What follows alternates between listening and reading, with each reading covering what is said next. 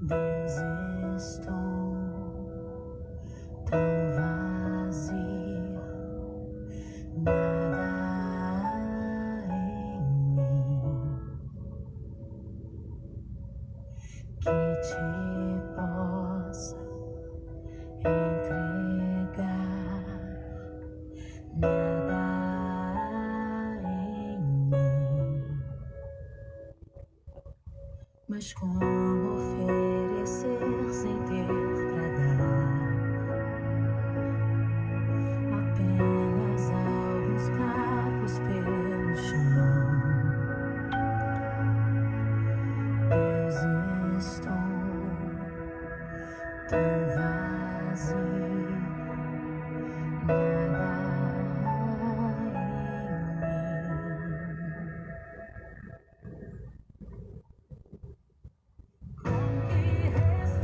Muito bem, pessoal, deixa eu me organizar aqui. Eu já vi que tá ali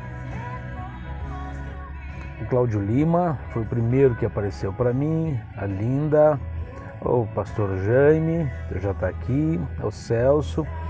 Irmãos, o Celso, toda vez que vocês verem esse nome, Celso Batesini, esse coitado fica acordado, porque ele tá agora 5 horas na nossa frente, então para ele lá é 11 horas. Então, e ele fica acordado para ver o devocional. Celso, Deus bendiga você sempre. Irmã Lucy, Cássius, Cássius, tu é uma joia. Cássius, tu já tinha que ter o status super fã. Eu não aceito o Face não fazer isso contigo. Cristiane tá ali, a Lúcia Lima aí, ó. Nazaré, Paula, o Paulo, as figurinhas ali. Que maravilha. Ali às 11 da noite. O cara não dorme sem ouvir a gente. Isso é uma maravilha. Georgina, tudo bem? Essa música é muito bonita. Kleber Bastian. Sobrenome, hein? Bastian. Nome de imperador, sobrenome de imperador. Fernanda Brum. Essa música é muito bonita. Muito bonita. Queridos, vamos lá, vamos prestigiar quem já está conosco. Estamos chegando a 1.329 pessoas agora, e isso estamos na live há 3 minutos. Deixa eu falar com vocês um assunto bem legal. Queridos, eu comprei esse livro, ele está título virado para vocês, Dentro da Igreja e Longe de Deus. Edna, deixa eu ver, passou o nome aqui, a Jurema, Rosângela, Saul. Então tá, vou tentar manter em ordem. Queridos, esse livro aqui, Silvia, eu comprei, foi uma indicação até do Face, me chamou a atenção. Eu recebi a propaganda, parei para ver qual é que é e o título me chamou a atenção. Dentro da Igreja, Longe de Deus. Oi, Zuma, tudo bem, Zuma? Tive caminhando pela rua esses dias, quase que eu parei o carro para te dar uns abraços, mas aí não tinha como fazê-lo. Uma saudade, só em te ver já fiquei bem feliz. Queridos, esse assunto dentro da igreja e longe de Deus é um assunto que vale a pena a gente ver, analisar, e algumas coisas a gente tem que questionar. Aos irmãos que estão fora, tipo o Celso, que está na Espanha, e tem irmãos da Colômbia e outros países que nos assistem. Mas vamos falar do Brasil, irmãos. Brasil, Priscila, há um censo de... Vamos voltar 5 anos atrás. A gente estava falando de 60 milhões de evangélicos num país de 210 milhões de pessoas. Já não era para a gente ter uma influência muito mais pesada sobre a sociedade? Não era para a gente ter uma relevância muito maior, Sandra, sobre a sociedade com tantos evangélicos? E esse livro trata essa questão, que nem toda igreja é de Deus, nem todas as pessoas... Serafim, como é que está? Tudo bem? Nem todas as pessoas, elas têm a mesma fé e a mesma sinceridade. E ele bate na questão, queridos, de algumas pessoas não serem de verdade o que elas aparentam ser. Então, o livro trata sobre esta questão, Antônio Patrícia, hoje eu fico assim, eu fico assustado dos vários lugares. Agora eu estou em Pinhais indo para registro e amanhã eu tenho reunião em São Paulo. Mas eu fico abismado, onde eu vou tem igreja. Por onde eu passo tem igreja. Então eu fico assim, não é falta de igreja.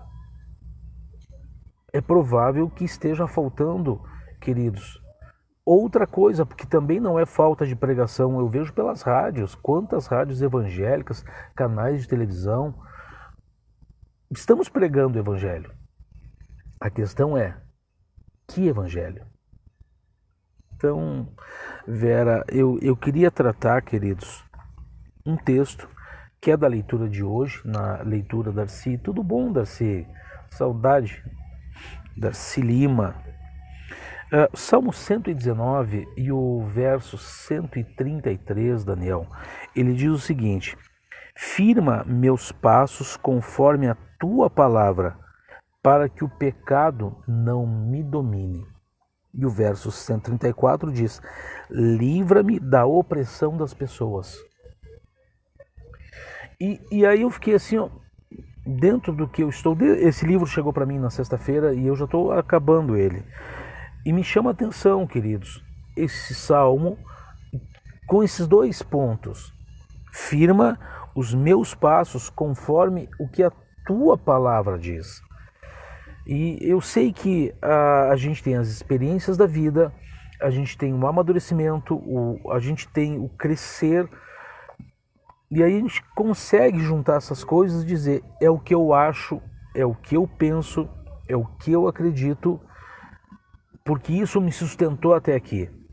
Irmãos, olha só, um pneu extremamente gasto num carro, ele está sendo útil, ele está funcionando, mas não quer dizer que seja o correto. Ele não deu ainda o resultado que vai levar a andar com um pneu completamente gasto. Ou ele vai estourar, ou ele vai te fazer numa curva perder o controle de tração. O pneu ainda não te deu problema, mas não quer dizer que ele esteja bem, que ele esteja correto e que ele esteja em condições. O fato das nossas experiências, irmãos, elas estarem nos levando e nos conduzindo até hoje, não significa que elas são balizadores da verdade. Por isso que o salmista diz: firma os meus passos conforme o que a tua palavra diz. Não o que eu acho, o que eu penso, o que eu acredito ser verdade. Porque, meu irmão, minha irmã, se de fato todos os evangélicos do Brasil fossem, Márcio, evangélicos cristãos, o Brasil não poderia estar nessa bagunça.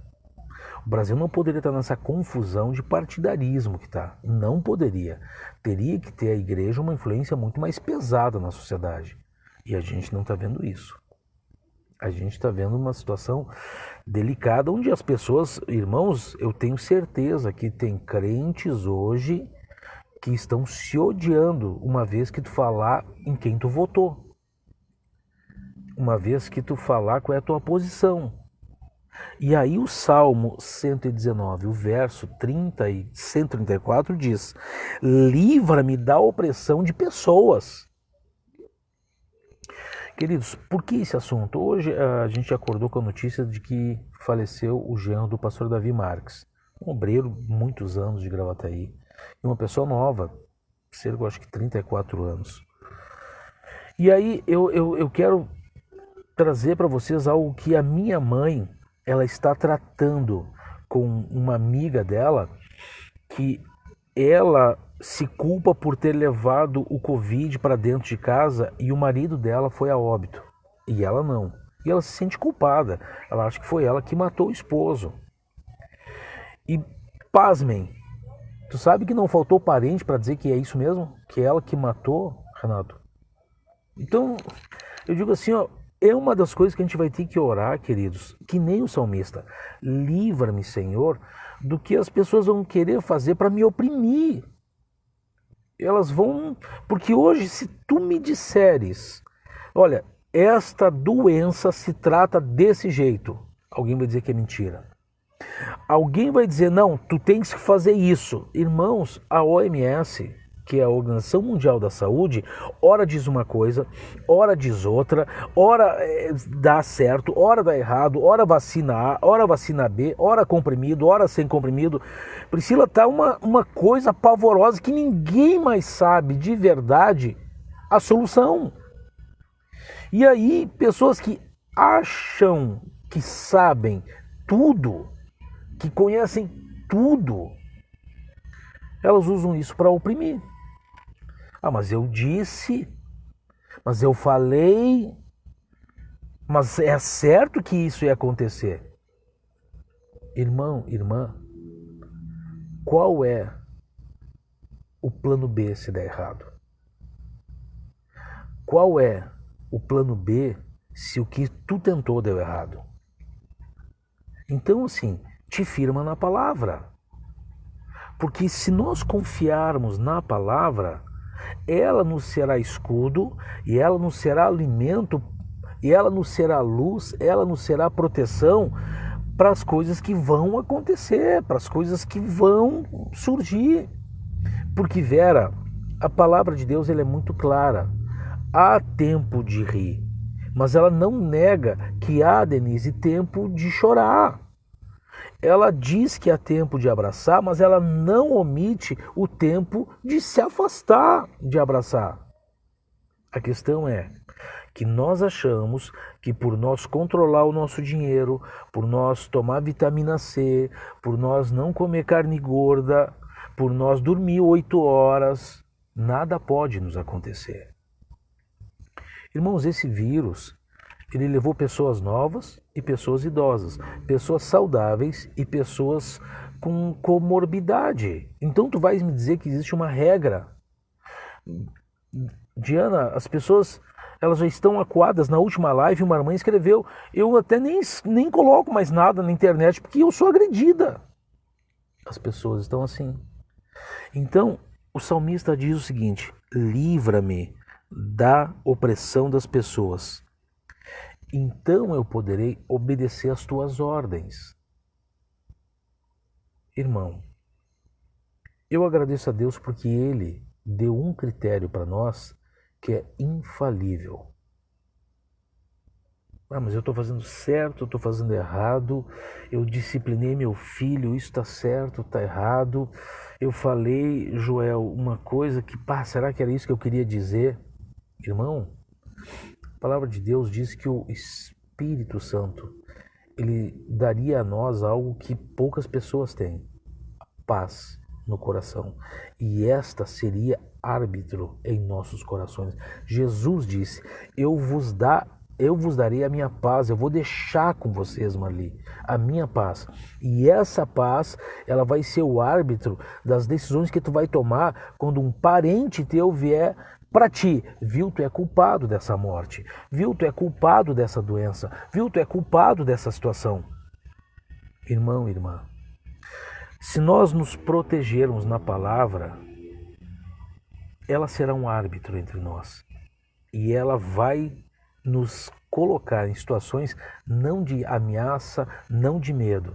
Ela vai fazer o que apraz. O que cabe a nós? Bom, firmar os nossos passos conforme a palavra.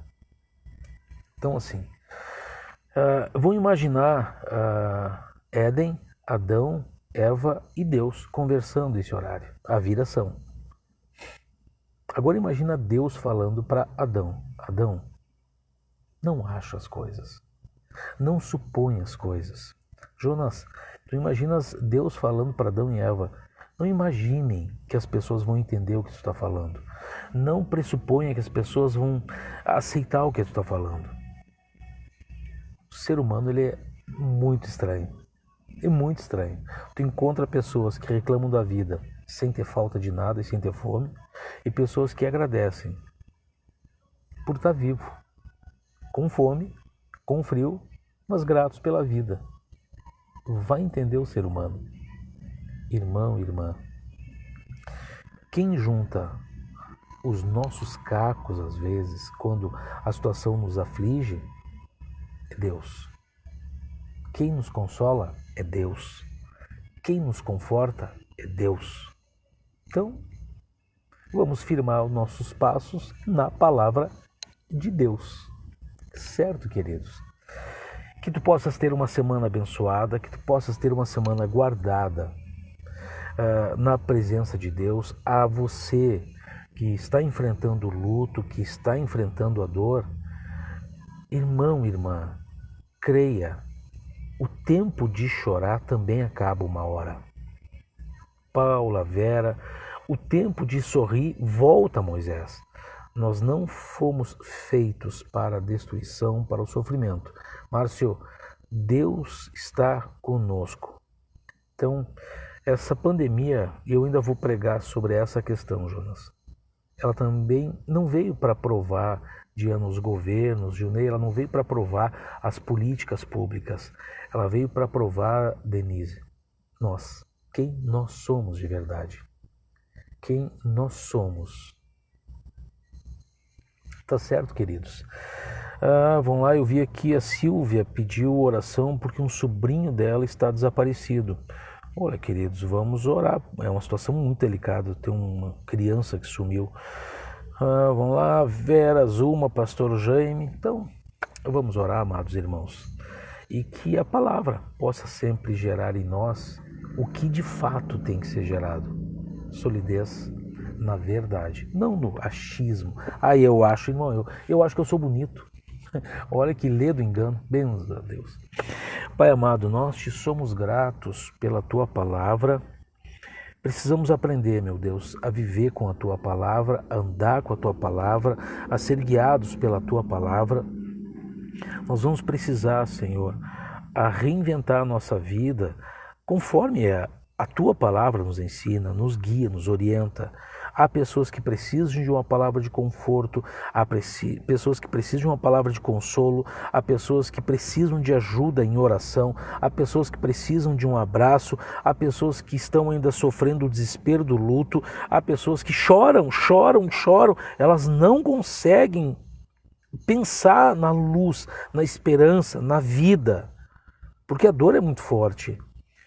Pai amado, que nós possamos ser úteis em época de tanto desespero, trazendo uma palavra de conforto, de consolo, de amparo, possamos ser o abraço que essa pessoa espera e que ela sinta a tua presença.